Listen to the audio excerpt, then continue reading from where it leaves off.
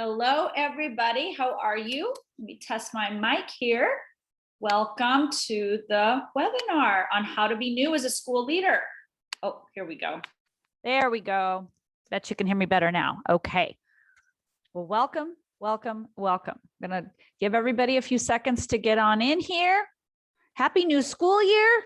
So happy for you guys. Hope you're doing well. We're going to have fun today. Are you ready? Let's do this. So I'm going to talk with you about how to be new, how to love it. I'm going to give you lots of time to answer any questions you have. So I'm going to dive right in. People, I'm going to just keep checking to make sure I'm letting everybody in as needed. If you have questions, put them in the chat or on the Q&A in the chat, and we will go from there. Okay, so first of all, I just want to say welcome and that you're in the right place. And this hour or less, depending on how quickly I can get through the material, you are going to find such value in this information. So you're in the right place if this is your first year of school leadership, no matter what the position, AP, principal, district person, perhaps you're a dean or director, whatever your title is, and you're new and you're feeling this mix of lots of excitement and enthusiasm, but lots of fear and doubt. If you're having that mixture of all of the above, you're in the right place. You're also in the right place if this is your second or third year as a school leader. I know many people started their leadership journey when they were 2 years ago when COVID first hit. So maybe your first year was in 2020 when you went from a normal school year to all the craziness of COVID and shutting it down. And then second year was all of COVID. And now your third year, here you are still dealing with COVID. So you're still feeling new, even though it's your third year, right? So if it's your first, second, or third year, it still feels new, okay? Or maybe you're an aspiring school leader who wants to understand what is involved with being a new school leader and how to be new. And you want to prepare yourself for that first year of school leadership and set yourself up for success. We're going to cover all of that because being new is being new. Okay. So for those of you who don't know me and you haven't followed my work, my name is Kelly Robeck. I am a former teacher, instructional coach, reading specialist, school principal. Then I became a district level administrator. I was a coordinator for the RTI programs throughout my district. And I have over 25 years in education. So I've been around the block a few times, primarily teaching here in California. I am currently the founder and CEO of my company, Angela Kelly Coaching. I am the Empowered Principal brand. So I have a book, The Empowered Principal, and a podcast called The Empowered Principal Podcast. I offer lots of free content to help school leaders with their mindset, to help them mentally, emotionally, and psychologically handle the demands of this job, learn to trust themselves, learn to build trust with others, and learn to love their job and create balance in their life while also maintaining really high expectations for kids and students and staff, right? Okay. So I'm a certified life coach through the Life Coach School. I did that in 2015. Prior to that, I went through the life coaching school program with Martha Beck, and she is Oprah's life coach. So I had the privilege and honor of working with her for 9 months in her certification program. And since 2017, I have helped dozens and dozens of school leaders create more success with less stress in their lives and in their career. It's been really, really fun. One of the things I want you to know about me is that I'm 100% results driven. And what I mean by that is I aim to ensure the success of every single person I work with. And the reason I'm able to do this is I've applied the work in my own life, personally and professionally. So in the case of being new, I love to share my story of being new because when I first became a school leader, I was so disillusioned. I was completely caught off guard. I had no idea what to expect. I thought it was going to be as easy as the rest of my other jobs, and it wasn't. So I had to learn how to embrace being new from the very beginning. I had to figure out how not to be miserable every day, how not to cry every day, how to leverage being new, how to use it as my advantage, and to develop my relationships with myself and my staff and my superintendent, the district level. And because I embraced being new so much and I decided to just maintain that enthusiasm, my superintendent was really impressed with me. And mid-year, he gave me a bonus just to say, hey, I get it. This is hard. You're opening a brand new school as a brand new school leader, like doubling down on being new. I was trying to figure out how to set up a campus, how to create systems. I had construction going on all around me, had no idea what I was getting into, but I decided to embrace being new. So I'm going to teach you how I did that. And I know that it works because it catapulted my success as a school leader. From that, I was able to gain more confidence, more clarity about my vision and who I was and who I wanted to show up and be as a school leader. And from there, I was able to create a multi-tiered school-wide approach to social emotional learning, to academic supports, and for behavior management. And from all of that work in 2014, my school, of course, along with the colleagues that came before me, my dear friend was the principal at my school prior to my becoming the principal. And together, our work, that 8 years of her 4 years and my 4 years, we created the California Distinguished School Award. So our school was awarded in 2014, the California Distinguished School Award, which is one of the highest honors you can have here in California. I also am really proud to say that over the course of 6 years, I was able to reduce my workload by over 30%. So when I started working, I was working around the clock, 24/7, nights and weekends, over my holidays. I couldn't get a handle on things. I wasn't setting boundaries.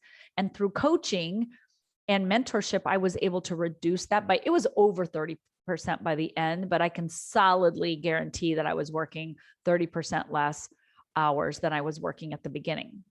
And so now what I do is I really have a dream job, right? I spend my time working with clients, working with people like you to help them build the career of their dreams, the lifestyle of their dreams, the work-life balance they're wanting, reducing their stress, enjoying the job more, creating the results they want in less time, and just really feeling like they have been sold a 5-star school leadership experience, that they've won the lottery, they love their life, they love their job, they love the work they're doing and the value they're contributing to their schools.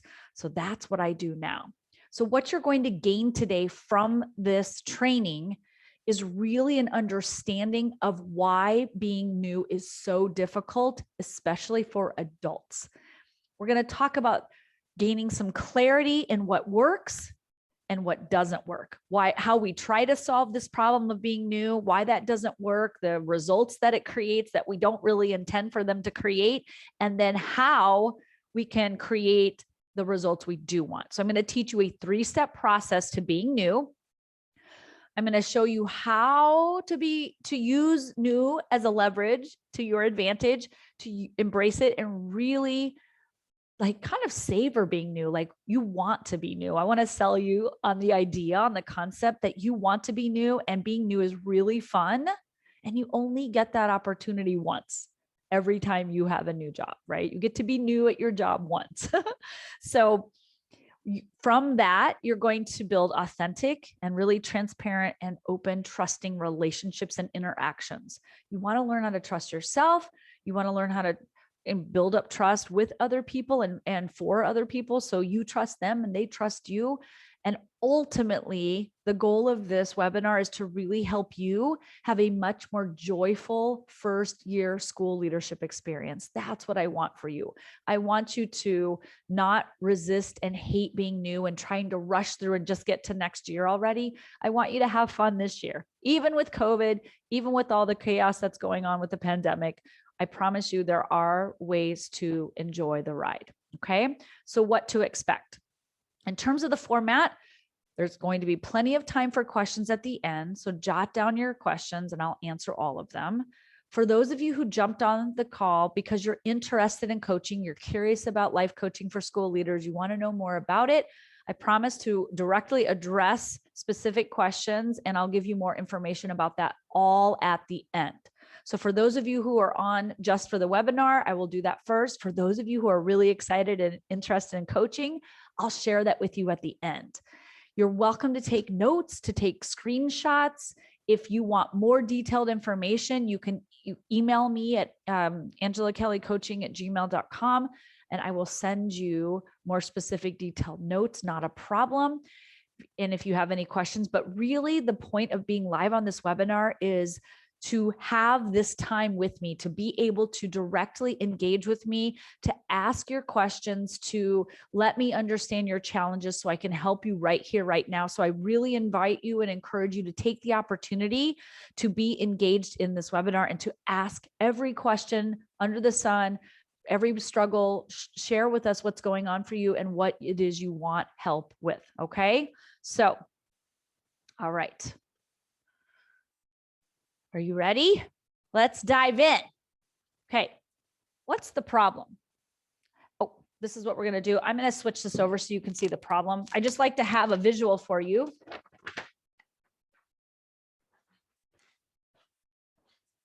So I'm just going to say it outright. Being new kind of stinks.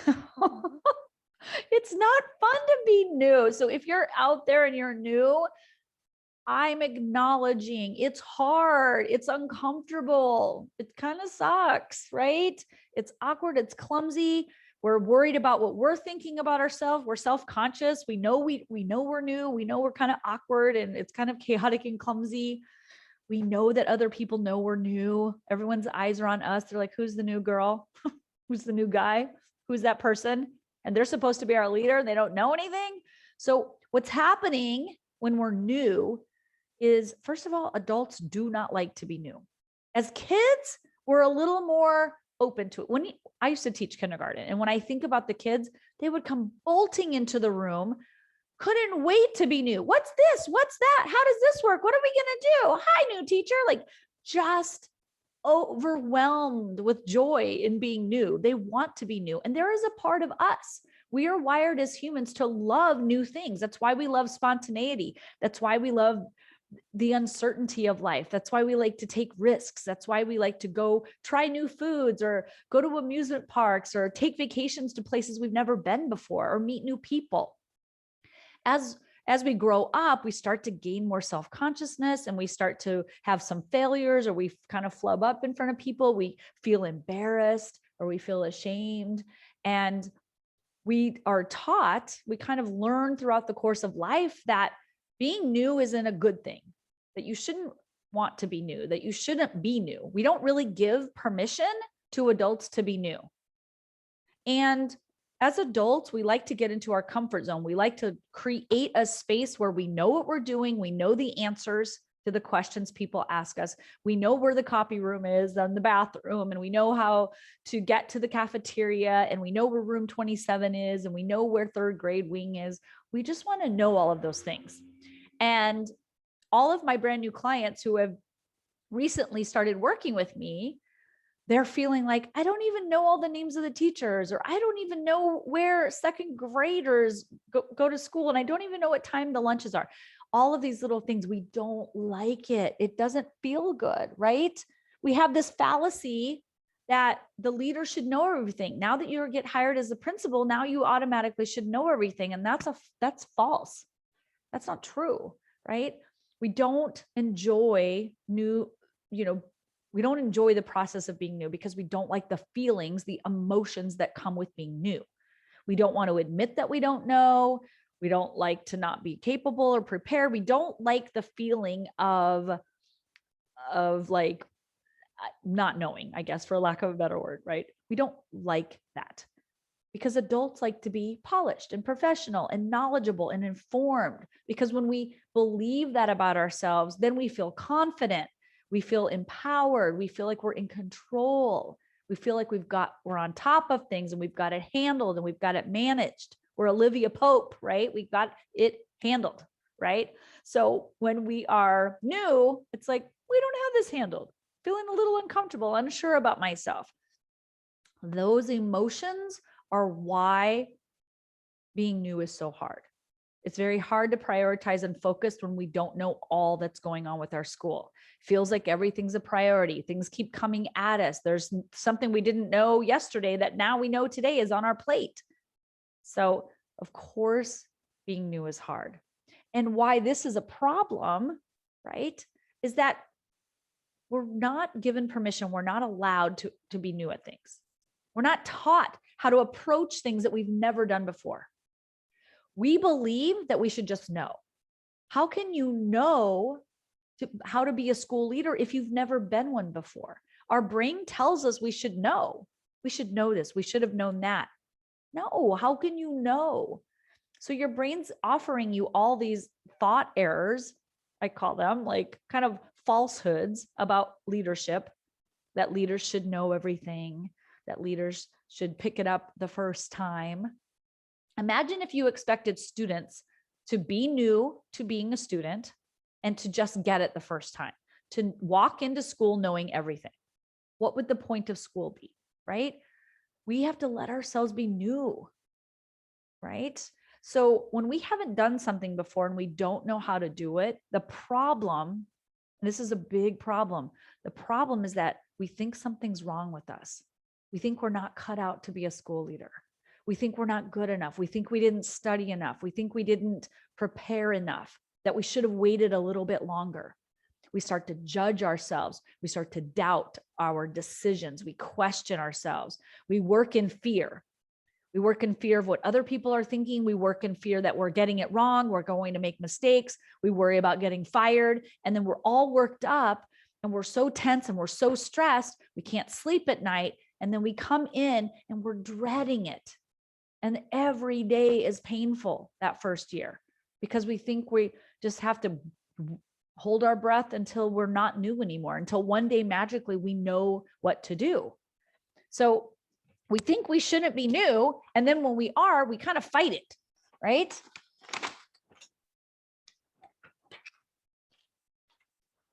So here's what we try to do to solve the problem.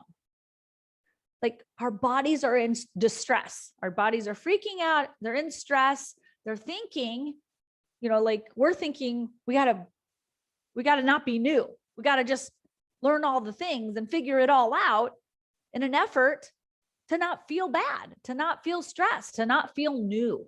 So what do? We're told, fake it till you make it. Turn that frown upside down, right? Pretend, compartmentalize. There's lots of ways we list faking it. But really what we're asking people to do is don't be new. Pretend not to be new. Pretend to know. Be inauthentic. That is why there is that dissonance that happens. We shouldn't be new, but we are. Don't be new, but be new. So you feel like you can't win, right? And in an effort to avoid, we fake it. We kind of hide the fact that we're new. We try to act like we're not new. We go behind the scenes and try to figure it out quickly, or we go ask other people, where's this? Where's that one? We pretend that we know when we don't. We end up overworking. We delay decisions because we don't think we have the answers because we're new. We don't ask ourselves the answers. We go outside of ourselves. We hide in our office. We play it safe. We walk on eggshells. We do all these silly little things. I mean, they're not silly, but if you step out of it and you watch somebody trying to be new, what they're doing is they're trying not to be new. That's how their brain tells them, let's just figure out how not to be new, how not to feel these yucky feelings of newness. Okay. But what happens as a result of that, and we don't intend to do this, but what happens as a result is the more we avoid the process of being new, the longer it actually takes to feel better, because we're hiding the fact that we're new. We're hiding away in our office, or we're asking other people to kind of solve the problem for us. We're not owning our newness. We're not owning the fact that we're new. We're not celebrating it. We're not honoring it. We're not acknowledging it. And so we take these steps to kind of sidestep around it. And we work really hard. We overwork to become familiar and try to rush through being new so we can get comfortable, so we can feel confident, so we can feel capable, so we can feel like, hey, I've got the answer to that. Hey, I know what I'm doing. Hey, I know what that teacher needs, or I know what this student needs, or I know where this school vision needs to go. But the unintended result of that, it actually lowers trust. Because look, people know you're new. There's no secret that the principal is new. The staff knows when you're new because most of them have been around longer than you. And when you come in and you are acting like you know when you don't, are you pretending to fake it and be like feign confidence, it comes across as inauthentic and genuine. And from that, it actually lowers people's trust in you because they're like, we know she doesn't know. Why are you faking it? Right? So we lower trust. We procrastinate making decisions because we don't know and we're afraid to make that mistake. And we go and ask other people to try and find the answers. And what we're doing is we're training ourselves to believe that the answer is somewhere external outside of us. And that increases our frustration because we feel powerless. We feel helpless. We're like, don't know what I'm doing. So I must have other people tell me what to do. And in that, you're overworking. You work later and later, trying to find all the answers, trying to figure it all out, trying to get on top of things, try to know what to do. So the process is your frustration increases. And then you feel a more heightened sense of people, what are people thinking? You feel more embarrassment, more shame, more kind of newness. It actually turns up the volume on those feelings. And your belief in yourself starts to drop. You don't have any fun in the process. You're burning out, you're exhausted, you're running in circles, you're playing whack-a-mole. You're trying to not be new, trying to know all the things. But in the meantime, you're miserable, you're not having fun, and you're burning out. And the real problem with this is that the belief drops to the point that you feel so much self-doubt that you don't think you're cut out for school leadership. You question yourself so much that you think you aren't a good enough leader, or you don't have what it takes, or you just must not have the skill set. I was a good teacher. I don't know. I just am not cut out to be a leader. We tell ourselves these stories and we get ourselves to the point where we actually believe them. And this is a huge problem. This is why 1 in 3 leaders, 1 in 3 principals leave the position within 3 years. There is a very, very high turnover rate in the school leadership position across the board. 1 in 3 leave in 3 years, and up to 50% of school leaders quit being a principal within 5 years. Principal burnout is no joke. It is a real thing. It's serious.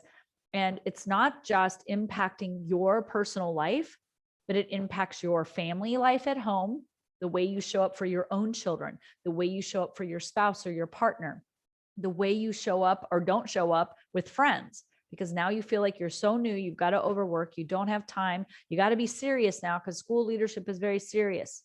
So you're going to spend all your time studying it and trying to figure it out so you don't have to feel new, and you're not going to have time to go exercise, to get the rest you need at night, to spend time with your friends, to go out for dinner, to get a coffee, to go for happy hour, any of that. You cut it all out. And then you feel so isolated. No wonder people quit the job. No wonder 50% of school leaders quit within 5 years, because they didn't want to feel new. They don't like being new. They're told not to be new. They don't see the solution. They try their best. And then when they spin out, the frustration gets so high, it's like not worth it anymore. So I want to offer an alternative. Are you ready for this? Okay.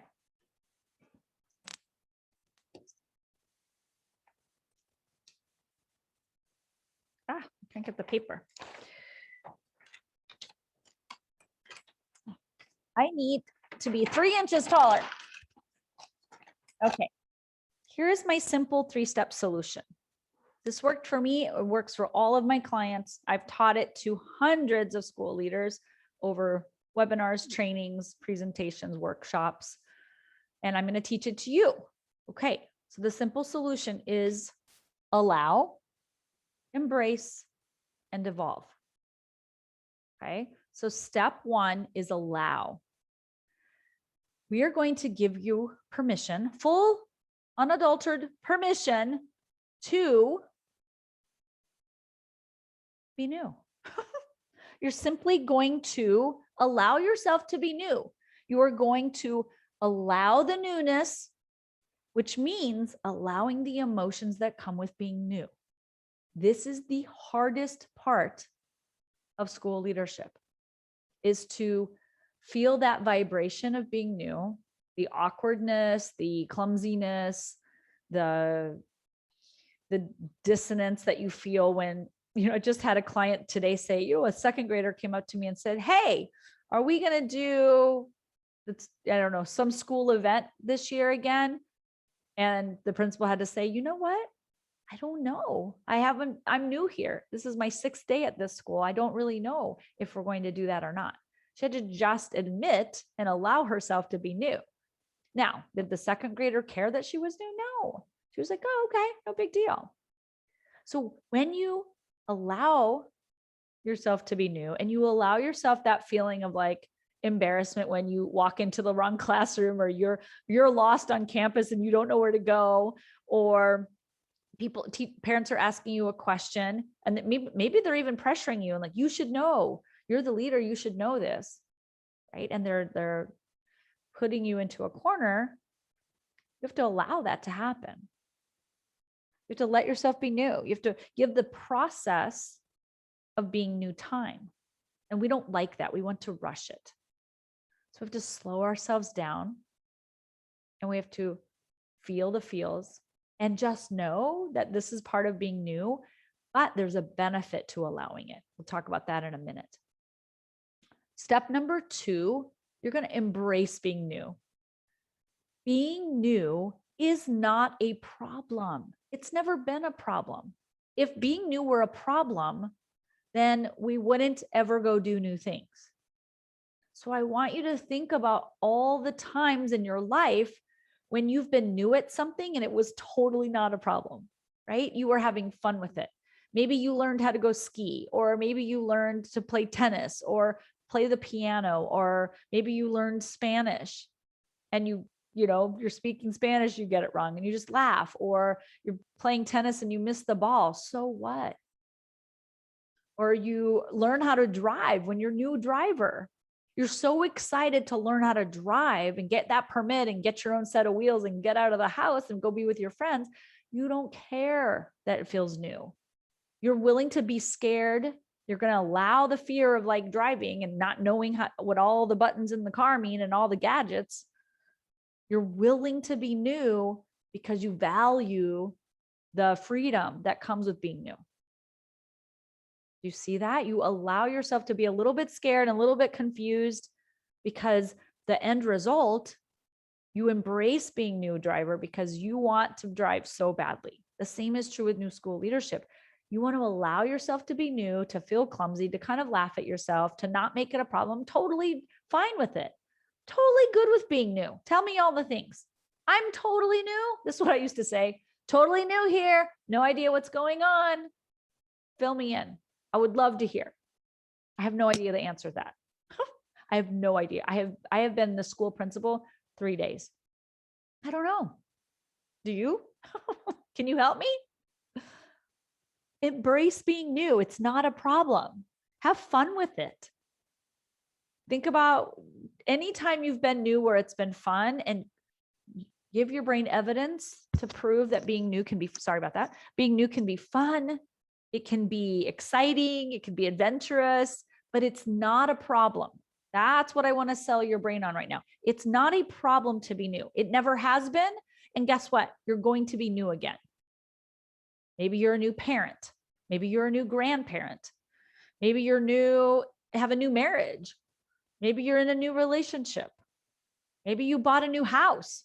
You're figuring out how to live in that new house. Maybe you have a new car, right? We're compelled as humans to want new things, to be adventurous, to have uncertainty, to appreciate. And it feels, what's the word I'm looking for? Like, it's engaging when something's new. It's interesting. You're intrigued by it. We want new things. We don't want to be stagnant. We don't want to do the same thing over and over again. That's boring. You want it to be new and interesting. So being new is never a problem. And finally, step 3, you have to evolve your self-concept. So there's a big jump between being a competent teacher. You kind of worked your way up. You feel safe and comfortable and confident as a classroom teacher. You know your management systems, you know your processes for teaching, you know your instructional strategies, you know how to handle misconduct in the classroom, you know how to engage and work with parents, you know your systems for observations and evaluations and testing and measuring where kids are, data collection, data, processing, data tracking. You have all of that created and you know how to do that. Then you jump into a school leadership role. And now guess what? You feel like you don't even know who you are. You've got this title and this label, and you think that you should automatically be that person who knows how to do all the things. But there's a gap. There's a big gap from where you are right now to where you want to be. And your brain wants to just like be able to step over in one little swoop, in one little jump. But the gap's too wide. So we've got to put some stepping stones in place so that you can pave the way to getting from the concept of being a teacher to the concept of being a highly effective and efficient school leader. And we have to work on building up that self-concept. So these are the 3 steps I teach all of my clients. Now, let me tell you a little bit more about what these look like. So the brain wants to know how do I do this, right? So when you allow, you're going to process emotions. One of the things I teach my clients is how to process any emotion, to let yourself feel awkward, let yourself be new, let yourself make mistakes, let yourself,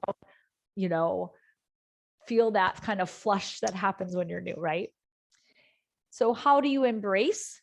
You collect lots of evidence. You find all the ways in which being new is awesome and amazing and wonderful. You want to be new. You're going to sell yourself. You're going to sell your brain on why being new is so perfect for you and how it's helpful. You're going to leverage it, right? So when you go in and you have all this high energy and you're like, I'm totally new and I don't know anything, teach me all the things, people are going to be like, oh, and they're happy to help you. Now, let me also say that the flip of this is true. You can leverage both ends of this. You can leverage being new and being really honest and authentic and open and willing to admit you're new and using that as a leverage point to maximize your advantage of being new, because people are going to readily help you. They're going to be so refreshed by the fact that you're honestly sharing that you're new and that you don't really know everything. And that's okay. People like that. They want somebody in the position who's a real human, who has fears and has worries and makes mistakes. They want you to be real. And on the other side of that, you want to build up your self-concept. So while at the same time you're being new and you're getting and receiving support and information, you're also building up your belief in who you're becoming. So you are evolving your skill set, but you're evolving your mental mindset. And what I mean by that is there's who you believe you are now. And right now you're like, I'm not a good school leader. I don't think I'm cut out for this. I don't know what I'm doing. And where you want to be is I'm the person who shows up. I know what I'm doing. I've got things under control. I have great work-life balance. I love my job and my personal time.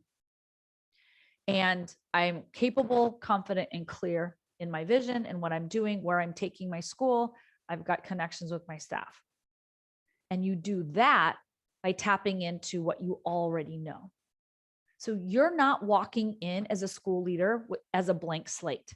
You have lots of gifts, lots of talent, lots of knowledge, lots of experience, and you're going to tap into that part of you who already knows.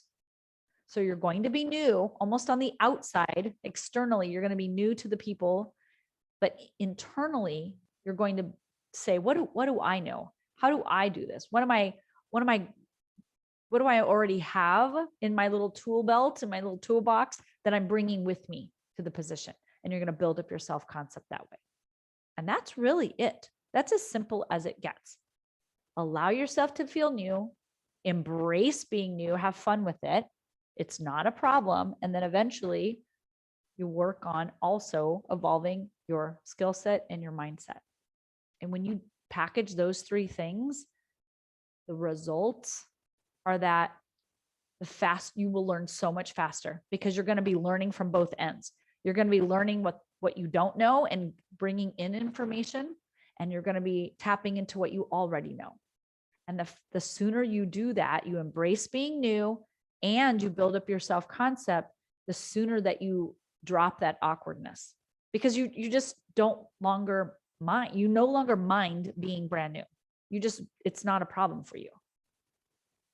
And furthermore, like when it comes to people, you gain so much trust because they see you in it. They see you embracing it, and they see you building up your self-concept, and they relate to you. They're like, oh, I get her. Like, she's new. She's okay with that. She's coming in. She's not just coming in saying she knows everything, how to do it. She's asking us, and she's figuring some things out for herself. You're not being completely, everybody figure it out for me. You're doing your work, and you're allowing people to help support you. You're giving and receiving. You're not telling them things you don't know. You're not telling them when you don't really know, right? So you're being honest, which builds trust. And then finally, people feel so much more connected to you because of that vulnerability. That's what happened with me.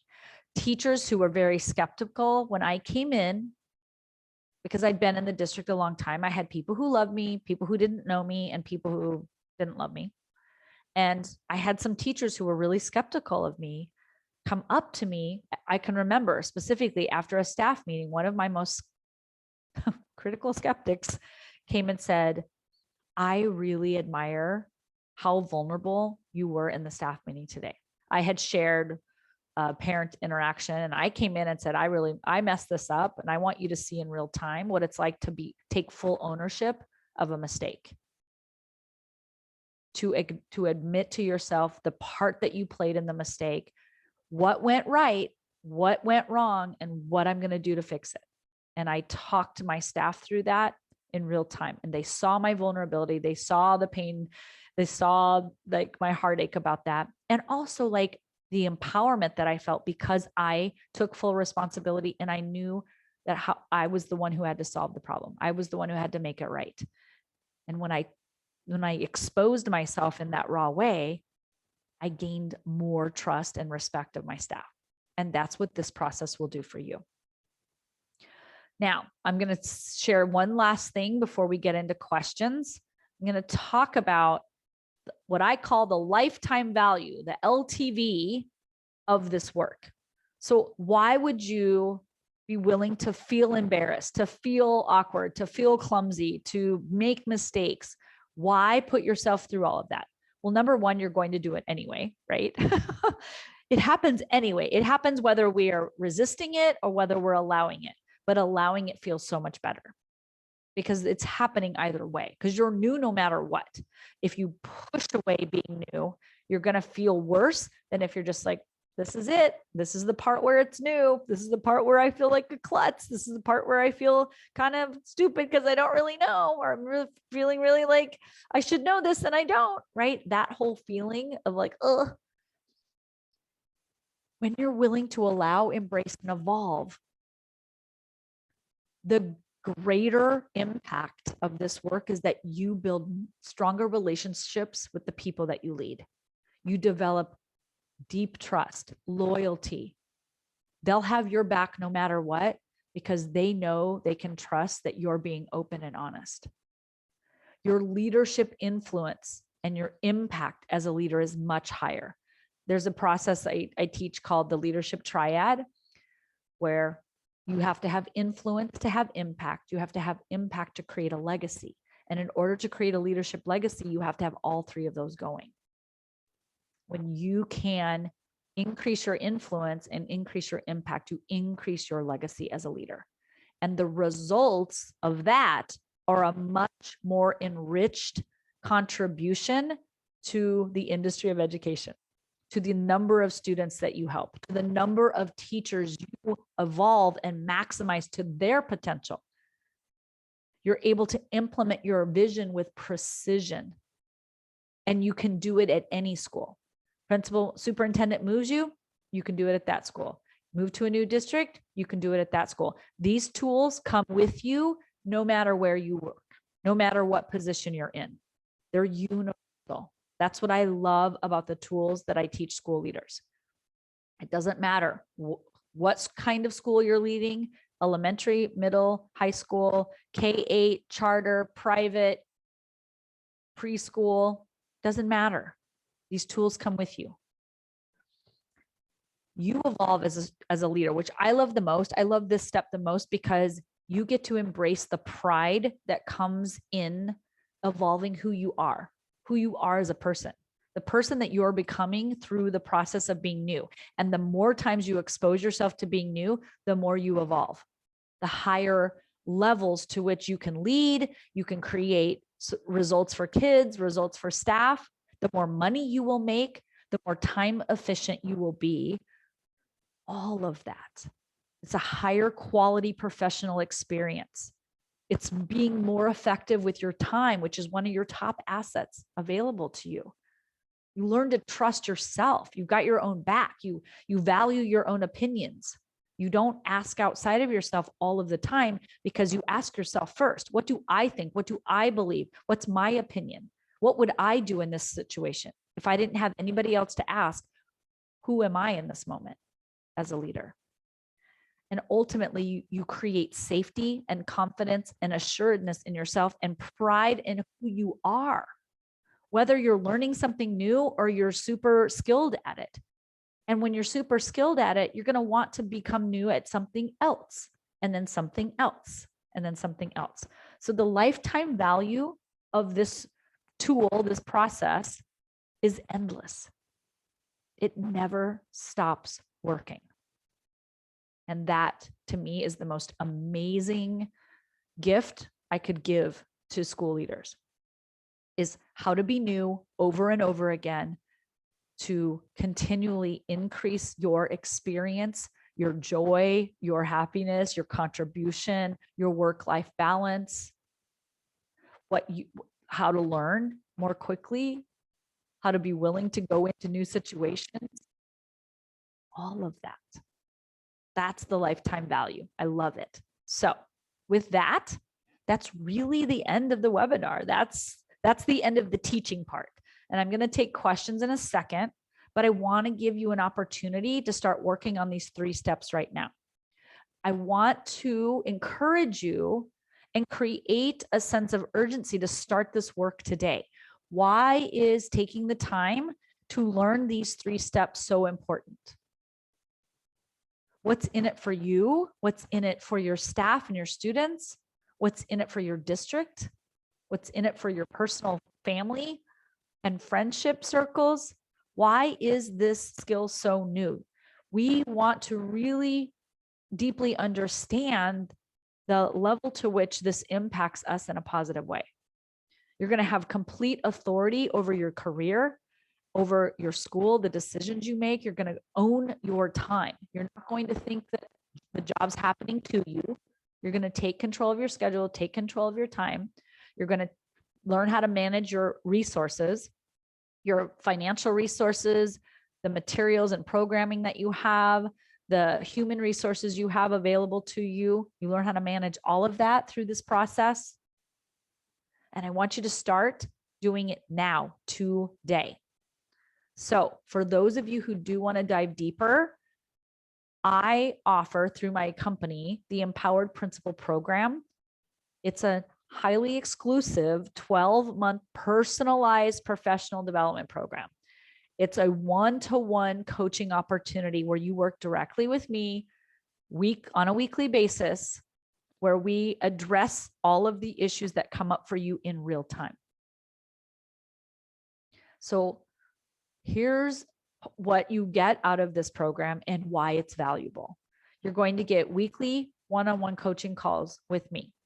I'm going to give you very tailored notes covering the session so that you don't have to try and remember, what did she say, or what did we talk about, or what was I supposed to work on this week? I take it all down. I give you tools, exercises, mini lessons, videos, trainings. I will customize your skills and the tools and strategies that I offer. I will customize them to your specific situation. I will send them to you so that you don't have to drift through the hundreds and hundreds of resources I've created. I give them to you in the time that you need them.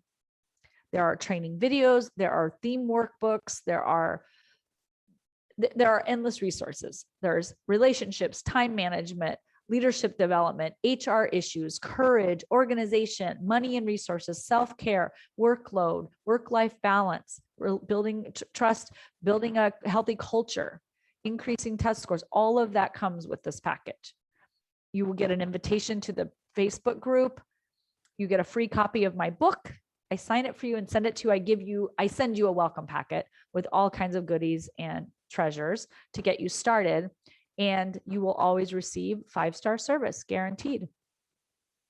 So what we cover, this is the process I use through the course of the year to teach you how to become an empowered principal. So first step, we determine your leadership and lifestyle values and the vision that you want to create for yourself. I'm going to teach you how to do that and how to create that vision. We're going to create a leadership and lifestyle legacy plan. I'm going to show you how to prioritize your schedule based on those leadership values. And what I mean by values is just what's important to you. What do you want most out of your experience as a school leader and your experience in your life? You're one human. So one of the things that I teach is a little bit differently. I teach you to not compartmentalize.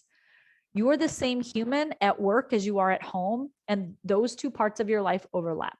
So we have to create a plan that includes your personal goals and your personal desires for your life, like how you want to live your life, what your family life looks like, what your travel schedule looks like, how much money you want to make, the kind of house you want to live in, the kind of job you want to have, the kind of all of that. I want it down to the clothes that you wear, right? The food that you eat, the exercise regimen the protocols you put into place for yourself, the kinds of books, the kinds of movies, the kinds of lifestyle experiences. It's all a part of your one being human. So we look through all of that.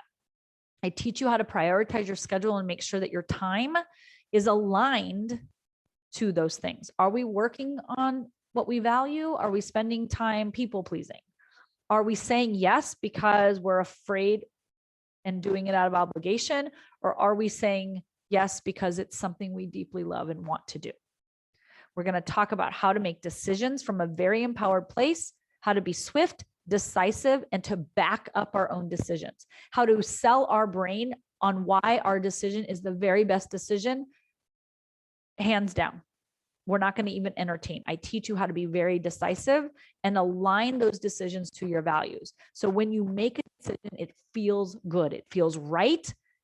It may not feel easy all the time, but it's like, yes, this is what I want. This is why I want it. I'm moving forward. I'm going this way with my school. I'm going this way with my career. I'm going this way with my life. Okay. Then we're going to fine tune. We get to the place where we start fine tuning things and we look for little ways to tweak and turn more efficiency, more effectiveness, get more done in less time, decrease that workload, increase our pleasure load, I like to say, and live more, at least 50-50, right? We're working and living at an equal pace. And then finally, I, as your advocate of your dreams and as the person in your corner, I'm your coach who's in your corner. I've got your back 1000%. I will help you process any situation, any emotions that come up. A lot happens during the school year, emotionally and mentally, psychologically. It can be extremely emotionally challenging. There are life things that come up. A lot of my school leaders have things that come up with their own kids or with their marriages or with their family members or with a friend. And that's impacting their leadership. And we have to coach on that. We have to work through that. So I help you process emotion. And I am here with so much love and compassion and grace and support for you. Now, sometimes your brain is going to say, I would love this kind of support. I would love to have a coach, but I don't have the time. So I've created a solution. It's only 30 minutes a week. We get on a call for 30 minutes at the same day and time every single day, every single week. So it's just a part of your calendar. We're not questioning it. It's just in there. It's a sacred 30 minutes just for you. It's professional development, but it's really personal development. It's self-care. I'm going to take the notes for you, and you only have to implement what you want. There's no requirements. There's no homework. And throughout these calls, basically what you learn are the skills that nobody else is teaching in the industry. This is something I feel very proud of. I am the pioneer of life coaching in the educational field. I'm one of the only life coaches doing this. I'm proud of this work, and it's brand new. It's innovative and it's different because I'm teaching you how to use your mind and your emotions to lead more effectively and more efficiently while maintaining work-life balance. I'm teaching you how to have it all, how to be a 5-star principal, how to feel like you've won the lottery in life. And coaching is how you gain the results you want out of your career. And you can model this process. Once you've learned it, you model it with your staff, and then they can model it with students and parents. And all of a sudden you have a school culture who's fully owning their responsibility. They're fully capable of having a problem and coming up with some solutions and understanding the benefit of those solutions. So they're willing to do the work it takes and taking work off of your plate and creating solutions on their own. So the reason that I created this to be a one-on-one level of support is that I felt extremely isolated as a principal, and I don't want other leaders to feel isolated. So you're not leading in isolation because you've got me every single week. I help you stay on track, and I'm going to maintain that perspective. We're going to step out for a second, and we're going to gain perspective. We're going to look through different lenses. I'm going to help you value that work-life balance and self-care, remind you the importance of, continue to remind you what you want and why you want it. And so when something feels off track, we'll get you back on right away versus waiting a month or 2 or a year or 2 years or 5 years or never. Or you just all of a sudden you've spun out for 5 years. You're like, what happened? I have no idea who I am. I have no idea what I want. I have no idea what I'm really doing at this school. So many people have been in it for 3 to 5 years and they feel so lost. You're going to gain clarity and confidence because you've got me every single week, which expedites your transformation as a school leader. And you're going to build a very innovative, unique skill set that not other principals have, which makes you more valuable and more enticing. So you actually become more marketable as a leader. People want your value. You're going to be able to demand a higher income because you have these tools and skills. Finally, this is very simple, easy, and doable. There's no prep required on your part. Coaching's conducted over the phone. You don't have to be Zoom perfect and ready, and it's only 30 minutes a week. We schedule the calls during your workday so that you don't have to take time out of your personal time for these coaching calls. This is a professional development experience.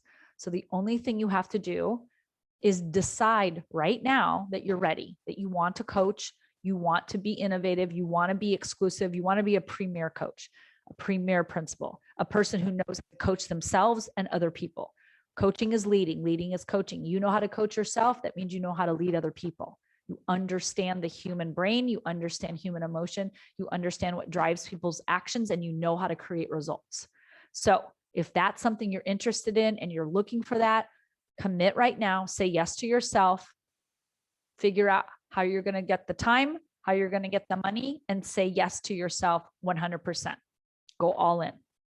If you're interested to learn more, simply schedule a free consult with me. You'll just go to, I'm going to share this link in the Facebook, on social media and on my website, but just go to my website and click work with me. You schedule a consult, we get on the phone and we chat, you and me. It's fun. So today, for those of you who sign up for a consult call by the end of the week, today is Thursday, that gives you tomorrow. If you sign up by tomorrow, I'm going to offer you my Empowered Principal Planner, just because I want you to apply these tools right away before we even jump on our consult call. I want to reward everybody here today who is willing to take the next step into their empowerment, to learn to be new, to expedite your progress as a school leader with as many tools and resources as possible. So if you sign for a consult, you will get the Empowered Principal Planner. You're going to jump on a call with me. If you say yes and you invest in yourself, then I'm going to send you a whole welcome basket of goodies and tools that you're going to need to get you off to a good start for the school year. Okay. All right. So I'm going to take the next few minutes to answer any questions that you have. And if no one has any questions, then I'm going to bid you farewell. And I hope this has been helpful. And please, even if you're not ready for coaching now and you might be interested in the future, continue to listen to the podcast, follow me on social media, sign up for my newsletter, continue to implement these tools and let me know. So I'm going to ask a final question before we say goodbye. Is anyone willing to share their biggest fear or worry about the new school year? What is your biggest concern? What's weighing on you the most and why? What is it that you're wanting to solve? And if anybody's willing to share that, that would be amazing. And if not, you can always reach out and talk to me privately through the consult call. Okay. All right. I'm going to give it a minute. I'm going to check the chats. Check the Q&A. Okay. All right, my friends, have an amazing rest of your week. Happy Thursday. Happy weekend. It's coming up. And for those of you who are watching the replay, you are always welcome to reach out at angelakellycoaching.com. Have an amazing rest of your week. Bye.